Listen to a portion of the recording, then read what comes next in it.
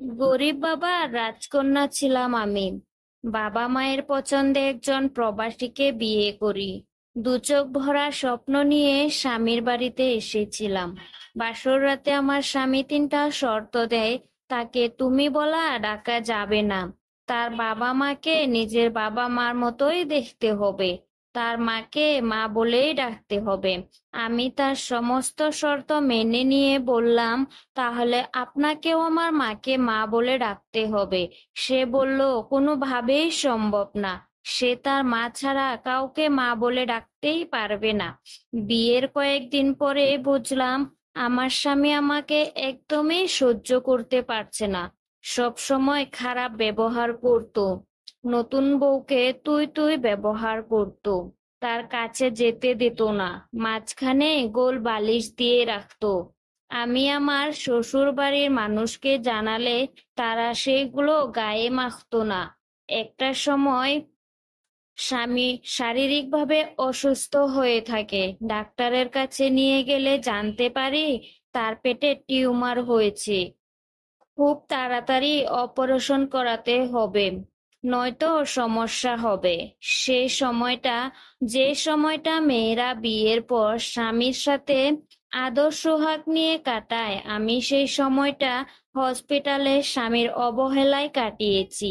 আমার সাথে এত খারাপ ব্যবহার করতো। এর কারণ খুঁজতে আমি এক হুজুরের কাছে যাই। হুজুর বললেন, আমার স্বামীর বিয়ের আগে একটা মেয়ের সাথে সম্পর্ক ছিল। সে সে মেয়ে তাকে ভান মেরেছে। হুজুর 7-8 রকমের ধাতব জিনিস দিয়ে একটা তাবিজ দেন। সেটা পরার পর আস্তে আস্তে কালো জাদুর প্রভাব কমতে থাকে। তবুও আমার সাথে খুব খারাপ আচরণ করত। কোনো ভুল হলেই সব সময় তার মা বোনের সাথে তুলনা করত। আমি বুঝতে পারতাম না। আমি বয়সে ছোট, ভুল তো হতেই পারে, আদর করেও তো বোঝানো যায়। তার কোনো পরিবর্তন না দেখে একটা সময় আমি সিদ্ধান্ত নিই বাচ্চা নেব। বাচ্চা নিলে হয়তো সব ঠিক হয়ে যাবে। আমি কোনো রকম সুরক্ষা ছাড়াই তার কাছে যেতাম। আল্লাহর রহমতে আমি কনসেপ্ট করি। ভাবলাম এই বুঝি আমার কষ্টের দিন শেষ হলো। কিন্তু আমি কনসেপ্ট করেছি বলে জানার পরও সে সব সময় খারাপ ব্যবহার করত। তুই তরকারি তো নিত্যদিনের রুটিন হয়ে গেছে। বাচ্চা পেটে আসার পর খেতে পারতাম না। শুকনো খাবার আর ফল কোনোমতে খেতাম। আমায় বলে আমি নাকি নাটক করি, তামাশা করি। দুনিয়াতে নাকি আমি একাই মা হচ্ছি। আমি আর কত সহ্য করব, কত কাঁদবো, বুঝতে পারছি না।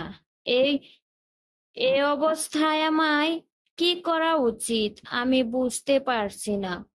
স্বামী ভালো হলে দুনিয়ার সাথে যুদ্ধ করা যায়, খারাপ হলে কার সাথে যুদ্ধ করব আমি? এটা এক আপুর ঘটনা। কথায় আছে, একটা মেয়ের বিয়ের পর সব থেকে আপন হয় তার স্বামী। সে স্বামী যদি ভালো না হয়, সে মেয়ের মতো হতভাগী এ দুনিয়াতে আর কেউ নেই। শ্বশুর বাড়ি যেমনই হোক না কেন, স্বামী যদি ভালো হয় তাহলে আপনাকে সবাই মূল্য দিবে। আর যদি খারাপ হয় তাহলে তো 2 পয়সার মূল্যও দিবে না। এই জন্য একটা বিবাহিতা মেয়ের জীবনে সর্বপ্রথম স্বামী ভালো হওয়া খুবই দরকার। জীবনে চলার পথে সঙ্গী যদি স্বস্তি না দেয় তাহলে জীবন হয়ে যায় দুর্বিরহ।